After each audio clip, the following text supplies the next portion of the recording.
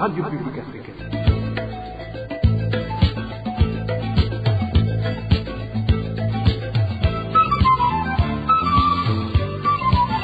Radio Publique Africaine.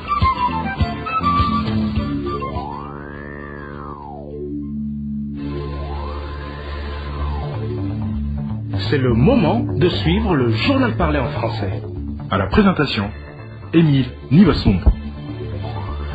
Mardi 27 septembre 2022, les titres de cette édition. Comparution aujourd'hui de Dr Christophe Sahabo au parquet de Muha à mairie de Bujumbura. 4 autres personnes ont également été convoquées pour être interrogées sur la récente assemblée des actionnaires de Kira Hospital. À suivre les détails tout à l'heure. Et des grognes de part et d'autre de la frontière terrestre entre le Burundi et le Rwanda. Les commerçants de la province Chibitoke évoquent des pertes énormes à cause de la fermeture prolongée de cette frontière entre les deux pays. Au cours du journal, vous suivrez également certains habitants de Mwaro qui dénoncent la négligence des autorités face au dégagement des déchets par les latrines du commissariat provincial de police. Voilà pour le sommaire. Le développement, c'est tout de suite. Une jeune fille de la 11e année au lycée communal Fota en commune Ndava, nous sommes dans la province Mwaro, est introuvable depuis environ 2 semaines. Cette élève avait été vue dans la forêt en train d'être violée par son directeur d'école qui est aujourd'hui entre les mains de la police. Le point avec Emmanuel Niungeko. Son directeur d'établissement scolaire répond au nom d'Eric Mouyanga. Il a été arrêté en date du 15 septembre courant. Il venait d'être appréhendé en flagrant délit en train de faire le sexe avec une jeune fille du lycée communal de Fota dans un boisement de Maniar de la commune d'Ava en province de Mwaro. L'alerte a été lancée par ceux qui les ont surpris en pleine action, mais la fille est parvenue à s'échapper et a disparu le lendemain 16 septembre. Près de 2 semaines de cette infraction, la famille de la jeune fille commence à s'inquiéter quant à la sécurité de leur enfant puisqu'elle n'est pas au courant de sa destination depuis ce jour. À travers les différents réseaux sociaux, la famille demande à quiconque en serait informé de lui faire parvenir la nouvelle. L'administrateur de la commune d'Ava confirme les faits et précise que la police a d'ores et déjà ouvert le dossier d'enquête à ce propos. Je vous le disais en titre, après 5 mois de détention sans aucune audience sur le fond de son dossier, aujourd'hui, Christophe Sahabo a été conduit au parquet d'Omoha avec 2 des actionnaires d'Okira Hospital ainsi que son petit frère. Tous ont comparu dans le cadre d'une enquête sur une assemblée organisée au début du mois en cours par les actionnaires de cet hôpital. Une enquête demandée par Charles Ndagijimana, désavoué par cette assemblée comme président du conseil d'administration. Inès Gakiza nous en dit plus. Claver Manongo et Espérance Baragnidigiye sont 2 des actionnaires privés de l'hôpital Kira qui ont comparu ce mardi avec Dr Christophe Sahabo devant le procureur du tribunal de grande instance Moura. La 4e personne qui a comparu est le petit frère du Dr Sahabo, Étienne Sahabo. Selon des sources dignes de foi, les 4 ont été interrogés sur une assemblée tenue par la partie des actionnaires privés en date du 8 de ce mois courant, une assemblée qui a réhabilité les dirigeants de l'hôpital qui étaient en fonction avant l'arrestation du docteur Christophe Sahabo. Ces actionnaires majoritaires, avec 68% des actions, ont conclu que docteur Christophe Sahabo reste le directeur de l'hôpital Kira et David Pilot, le président du conseil d'administration. Ces actionnaires privés ont alors demandé le blocage des comptes de l'hôpital, car sous la direction d'un groupe qu'ils ne reconnaissent pas. Depuis vendredi dernier donc, les comptes de l'hôpital Kira sont bloqués. Christophe Sahabo, ses 2 actionnaires et son petit frère ont été convoqués pour répondre à une plainte déposée par Charles Ndagijimana, désigné par la partie des actionnaires publics et parapublics comme président du conseil d'administration après l'emprisonnement du docteur Sahabo. Depuis la sortie du procès-verbal de cette assemblée des actionnaires privés, les signataires ont commencé à être menacés par des agents du service national de renseignement. Claver Manongo et Espérance Valagnidigiye, les seuls actionnaires privés présents au Burundi, subissent depuis des menaces téléphoniques, nous ont révélé nos sources. Des informations en notre possession parlent aussi d'un autre actionnaire burundais basé en Belgique qui était dernièrement au Burundi, qui lui aussi a subi beaucoup de menaces des agents du service national des renseignements. Étienne Sahabo, lui, avait représenté son grand frère en détention dans la dite assemblée des actionnaires privés. Il a été arrêté ce mardi à son bureau au siège de la banque BCB par l'agent du service national des renseignements, Joseph Mathias Nyonzima, surnommé Kazungu. Selon nos sources, ce dernier a d'abord conduit Etienne Sahabo à la documentation près de l'église cathédrale Regina Mundi. Ils y ont resté peu de temps car, précisent nos sources, l'arrestation a été largement diffusée et Kazungu aurait eu l'ordre de le conduire immédiatement au parquet de Moura pour être interrogé avec les autres. Jusqu'à 17h de ce mardi, les 3 interrogés libres étaient encore au parquet, mais ils avaient été déjà entendus par le procureur du tribunal de grande instance de Moura. Le directeur de l'hôpital Kira, reconnu par les actionnaires majoritaires, Dr Christophe Sahavo, est en détention depuis le 30 avril cette année. Ce mardi, il a porté plainte contre Dr Sylvain Pierre Nzeimana, le directeur ad intérim reconnu par la partie des actionnaires publics pour faux et usage de faux. Dr Sahavo l'attaque en justice pour avoir fait notarier une lettre de sa démission en date du 16 mai cette année, une lettre que Dr Sahavo dit avoir signée le 1er avril sous menace de Charles Ndagijimana et des agents du service national des renseignements. Plus encore, le Dr Sahavo s'interroge où son collègue a tiré sa carte d'identité qu'il a utilisée chez le notaire. Ce mardi encore, la société SwissMed et Dr Christophe Sahavo ont porté une autre plainte contre Dr Sylvain Pierre Ndeimana et Charles Ndagijimana. Les deux ont fait notarier des procès-verbaux des réunions faites au mois d'avril. Les plaignants les accusent de magouille car certains des participants n'étaient pas présents. Vers la fin de la journée, l'avocate du docteur Christophe Sahavo a été à son tour arrêtée. Maître Sandra Ndaizeye a été arrêtée à son domicile par l'agent du service national de renseignement Joseph Mathias Nyonzima, surnommé Kazungu. Il l'a également conduite au parquet d'Omuha. D'autres informations qui viennent de nous parvenir indiquent que l'agent du service national de renseignement Alfred Museremu, qui était en possession du dossier Sahavo, a également passé toute la journée à se faire interroger au parquet général de la République. Cependant, la rédaction de la RPA ne sait pas encore si cet interrogatoire est en rapport avec le dossier de l'hôpital Kira. Puisque nous parlons justice, l'arrêt rendu par la Cour de la communauté est-africaine en rapport avec le 3e mandat du président Pierre Nkurunziza est un jugement comme tant d'autres. C'est du moins l'avis de Nestor Kayobera, président de cette Cour. Pour lui, les critiques qui ont suivi la publication de l'arrêt sont tout simplement à caractère politique. Suivez plutôt Nestor Kayobera, président de la Cour de la communauté est-africaine. Il s'exprimait lors d'une conférence de presse animée à Bujumbura après un atelier sur le fonctionnement de cette cour. En tant que juge, nous avons rendu un jugement. Ce jugement a été rendu le 25 novembre 2021. Ici à Bujumbura, ici même au sein de la Cour suprême, en présence de toutes les parties. C'était en audience publique du 25 novembre 2021. C'est un jugement comme tous les autres jugements. Pour moi, c'est un jugement comme tous les autres jugements. Les gens qui parlent parfois, beaucoup de ces gens-là, n'ont même pas de copie de jugement. Même vous, les journalistes, ici, vous n'avez pas la copie de ce jugement. Ce sont des gens, comme c'est un jugement dont les politiciens sont utilisés, je n'aime pas faire des commentaires sur ce jugement. Parce que pour moi, c'est un jugement qui a été rendu ici à Bujumbura, il y a une année. C'est un jugement comme tous les autres jugements qui ont été rendus. Comme juge président, je n'aime pas faire des commentaires sur ce jugement. Il faut rappeler que la chambre d'appel de la Cour de justice de l'EAC a jugé invalide le 3e mandat de feu président Pierre Nkurunziza. L'arrêt de la Cour avait été rendu le 25 novembre 2021, mais il n'a été découvert que près d'une année plus tard. Dans un instant, nous parlons de la lutte de la traite des êtres humains. RPA. Il y a eu mise en place d'un cadre de coopération entre le Burundi et la Tunisie dans le but de lutter contre la menace de la traite des êtres humains dans les deux pays. Selon le communiqué publié hier par l'Organisation internationale pour les migrations OIM, il s'est avéré que la Tunisie et le Burundi sont tous deux confrontés à des cas de traite des personnes, ciblant principalement les femmes et les enfants. Le cadre de coopération devrait être basé sur les recommandations retenues lors de la visite au Burundi de la délégation de l'instance nationale de lutte contre la traite des personnes de la République tunisienne. Eric Nyonzima nous en dit plus. Une délégation de l'instance nationale de lutte contre la traite des personnes de la République tunisienne a effectué une visite d'une semaine pour rencontrer la Commission nationale de concertation et de suivi pour la prévention et la répression de la traite des personnes de la République du Burundi. D'autres institutions burundaises chargées de la traite des personnes ainsi que des organisations non gouvernementales locales, peut-on lire dans son communiqué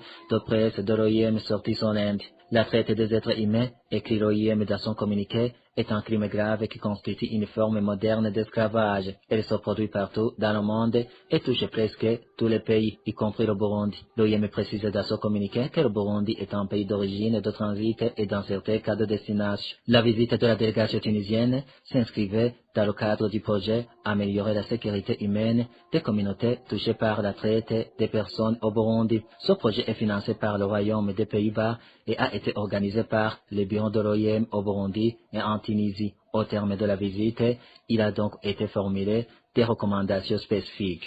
Selon ce communiqué pour la prévention, il s'agira de la mise en place d'une stratégie de formation des différents intervenants pour un renforcement des capacités régulières et plus étendues, ainsi que la création d'un réseau de journalistes de référence formés afin de doter la Commission nationale de concertation et de suivi pour la prévention et la répression de la traite des personnes CCSPRTP de la République du Burundi de points focaux au sein des médias. S'agissant de la protection, il a été décidé que les deux côtés établissent une base de données détaillée et harmonisée entre les acteurs, la dissémination des procédures opérationnelles standardisées pour améliorer la prise en charge des victimes ainsi que le partage du mécanisme national d'orientation des victimes tunisiennes, MNO tunisien, pour en établir un au Burundi. Quant à la répression, il a été recommandé l'harmonisation des textes légaux, le renforcement des capacités des acteurs du système pénal ainsi que l'instauration d'un système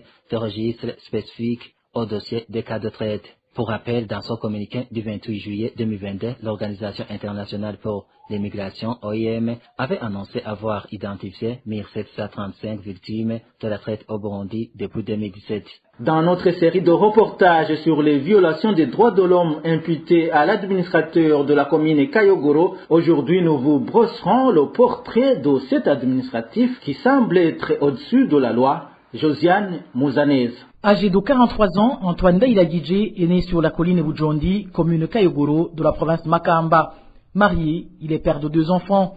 Il est diplômé de l'ENS. Il n'a pas chômé après ses études, car une fois son diplôme en poche, il a été embauché comme professeur au lycée communal Mugeni, un poste qu'il n'a pas occupé longtemps. En effet, s'étant rendu compte qu'il avait détourné une grosse somme d'argent à cet établissement, en plus des pots de vin qu'il réclamait à ses élèves n'ayant pas obtenu la moyenne exigée pour qu'il les fasse avancer de classe, il sera renvoyé sans autre forme de procès. Ancien membre du parti FNL, aujourd'hui devenu CNL, il entra en cachette dans le parti au pouvoir, le CNDD-FDD, et joua le rôle de dénoncer et faire arrêter ses anciens compagnons, surtout les leaders, considérés comme une menace du parti au pouvoir. Pour le remercier, il sera nommé conseiller technique administratif et social en guise de reconnaissance pour avoir vendu ses camarades. Antoine Daïla-Guidjé est également connu dans plusieurs magouilles et harcèlements de toutes sortes, surtout après sa nomination au poste d'administrateur de la commune Kayogoro, un poste obtenu illégalement car le vote de la population s'était porté sur une femme. Les déboires et les violations imputées à cet administratif sont légion, mais nous allons vous citer quelques cas les plus illustratifs. Le premier concerne 3 infirmiers qu'il a pris dans sa ligne de mire pour avoir dénoncé le vol d'1 350 000 francs burundais que cette autorité communale avait subtilisé au centre de santé de Bujondi. 2 d'entre eux seront mutés, l'autre exclu pour 3 mois sans traitement. Le deuxième exemple est celui de 30 bidons d'essence confisqués par la police à son domicile, une affaire qui a été classée sans suite grâce au député Zaché Misago, président du conseil communal de Kayogoro et son complice de longue date. Le troisième cas concerne 800 tonnes de maïs stockées par les commerçants de la place en attendant de trouver un meilleur marché d'écoulement. Pour le subtiliser, l'administrateur Antoine Daïla-Guidjé a prétexté que ce maïs était destiné au ravitaillement des groupes rebelles sans en apporter la preuve. Jusqu'aujourd'hui, Personne ne sait où se sont volatilisées toutes ces tonnes. L'autre cas porté à la connaissance de la RPA est celui d'un certain Léonce Sakourou, membre du parti CNL. Ce dernier, selon nos sources, a été arrêté et emprisonné au commissariat de Kayogoro sur ordre de l'administrateur Antoine Ndaïla-Guidjé. Le crime lui reproché était d'avoir dénoncé la fraude opérée par cet administratif sur le carburant et les produits Braroudi. Mais comme cela n'était pas suffisant pour le maintenir en prison, ce dernier l'a accusé de détenir des armes et une fouille-perquisition sera effectuée à 3 heures du matin au domicile de son membre du parti CNL, mais aucune arme n'y sera trouvée, ce qui n'a pourtant pas empêché l'administrateur Antoine Ndaïla-Guidjé de se présenter le lendemain au dit commissariat avec une grenade et une caisse de munitions, soi-disant trouvée au domicile de la victime. Cette dernière sera sauvée par le rapport des policiers qui ont participé à la fouille-perquisition de la veille, lequel rapport stipulait que la fouille n'avait rien donné. Eu égard de tout cela, ces habitants de la commune Kayogoro demandent la destitution de cette autorité qui a brillé par sa politique de semer la zizanie auprès de ses administrés au lieu d'être un élément rassembleur. Ils demandent également qu'elle soit traduite en justice afin qu'elle restitue tout ce qu'elle a volé à la population, en plus de s'expliquer sur la provenance des armes à feu qu'elle disait avoir trouvées chez son membre du parti CNL. L'autre personnalité contestée par cette population de Kayogoro est le député Zaché Misago, président du conseil communal de Kayogoro et bras droit de l'administrateur Antoine Ndaïla-Guidjé. Son portrait, c'est dans nos éditions ultérieures. La façon dont certains agents des sociétés de gardiennage entrent dans leurs fonctions traduit une violation de la loi qui non seulement se remarque dès le début mais aussi continuellement. C'est la réaction du juriste Vital Nshimirimana. Selon lui, l'inspection générale du travail devrait en principe avoir diligenté des enquêtes au sein de ces sociétés, d'autant plus que même ceux qui portent plainte devant la justice n'obtiennent jamais gain de cause. Et nous avons appris qu'il y a beaucoup d'injustices et de mauvais traitements et des conditions de travail indécentes dans le secteur de gardiennage, des sociétés de gardiennage. Et ceci n'est pas à démontrer parce que ça fait longtemps que des sociétés de gardiennage recrutent beaucoup de jeunes gens qui n'ont pas d'autre emploi. D'ailleurs, la plupart qui ont terminé des études mais qui n'ont pas trouvé des emplois adéquats. Et profitant de cette précarité, profitant de cette vulnérabilité, ces sociétés s'arrogent le droit de les traiter comme des esclaves, les emploient dans des conditions indignes et ne les payent pas des salaires adéquats. Et compte tenu de cette situation, il y a lieu de constater que les institutions qui devraient en principe intervenir pour que ces travailleurs soient traités convenablement ne font pas leur travail. Nous pensons notamment à l'inspection du travail qui doit, à la connaissance d'une information comme celle-là, se déployer pour mener des enquêtes en vue de demander, d'exiger aux employeurs de redresser la situation. Il en est de même du tribunal du travail qui est l'instance judiciaire en charge du traitement des contentieux du travail qui doit développer une jurisprudence positive, une jurisprudence progressiste en faveur de ces travailleurs qui restent dans ce domaine. Vital Nshimirimana, également défenseur des droits de l'homme, indique que les indignations de ses employés auraient pu interpeller aussi d'autres institutions et commissions du pays pour qu'elles enquêtent sur les mauvais traitements subis par ses employés. Nous pensons qu'il y a une série d'actions qui peuvent être menées, notamment le déploiement d'une enquête parlementaire, parce que ces gens travaillent pour pouvoir nourrir leur famille, mais aussi payent l'impôt. Et ce secteur emploie beaucoup de gens aujourd'hui. Et puis, il y a lieu aussi de proposer à ces travailleurs de s'organiser dans des associations ou des syndicats pour revendiquer leurs droits. Parce que partout au monde, les conditions de vie et de travail des travailleurs se sont améliorées suite aux revendications de ces mêmes travailleurs. Et il faut pour ces travailleurs d'exercer leurs droits, parce que ces droits sont protégés par la Constitution et la loi, ainsi que l'Organisation internationale du travail. Et nous pensons aussi que d'autres institutions, comme des organisations de la société civile qui défendent les droits économiques et sociaux, mais aussi la Commission nationale indépendante des droits de l'homme peuvent également contribuer à l'amélioration des conditions de travail et de vie de ces travailleurs qui travaillent dans les sociétés de gardiennage, parce qu'elles peuvent toujours enquêter et mettre la lumière sur les conditions de travail des travailleurs dans ce secteur. Je vous le disais dans les titres, les déchets provenant des latrines du commissariat provincial de police à Mngaro inquiètent les habitants. Malgré que ces déchets s'observent à cet endroit pendant longtemps, toutes les autorités négligent ce problème. Le point avec Marie-Ange Irakoze. Ce commissariat provincial est situé à Gatare, non loin du bureau du gouverneur de la province de Mngaro. Selon une source de la RPA à Mngaro, presque tous les bureaux administratifs se trouvent à proximité de ce commissariat.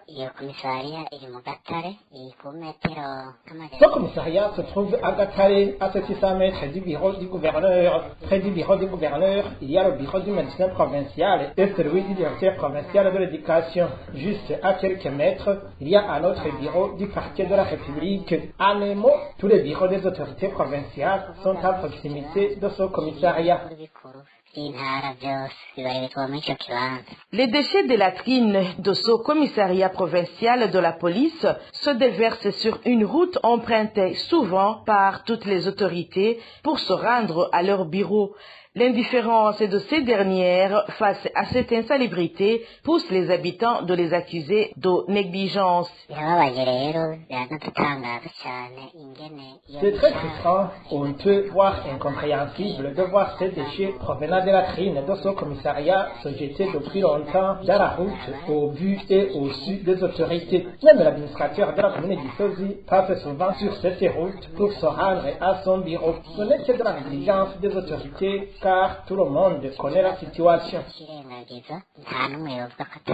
Chaque fois que les autorités veulent faire quelque chose pour aménager l'endroit où se déversent ces déchets, elles font travailler les détenus sans aucune protection. Les habitants de la localité craignent pour leur santé et celle des détenus. Vraiment, ça dégage des odeurs nauséabondes. Ces déchets se dirigent directement vers l'entrée d'une habitation. Ne soyez pas étonnés si un jour vous entendez des maladies, des messages envahir notre province. Des fois, s'ils veulent diminuer ces déchets, ils font travailler les détenus sans aucune protection. Ils leur donnent des bidons, des seaux et ça même les masques. Les détenus sont aussi des humains. Nous demandons que leurs droits soient respectés. Les habitants de la province de Mngaro demandent aux autorités de se ressaisir et de faire tout leur possible pour résoudre ce problème avant qu'il ne soit tard. À ce propos, la rédaction de la RPA a essayé de contacter le colonel Gassanzo Gaspard, gouverneur de la province de Mngaro. Son téléphone sonnait sans que personne ne décroche. Pour clore cette édition, je vous le disais également en titre, les habitants de la province Cibitoke frontalière avec le Rwanda indiquent que depuis la fermeture des frontières, ils ont enregistré d'énormes pertes en rapport avec le trafic transfrontalier, une situation qui n'épargnerait probablement pas les Rwandais. Reportage signé Dani Claire et la trouve.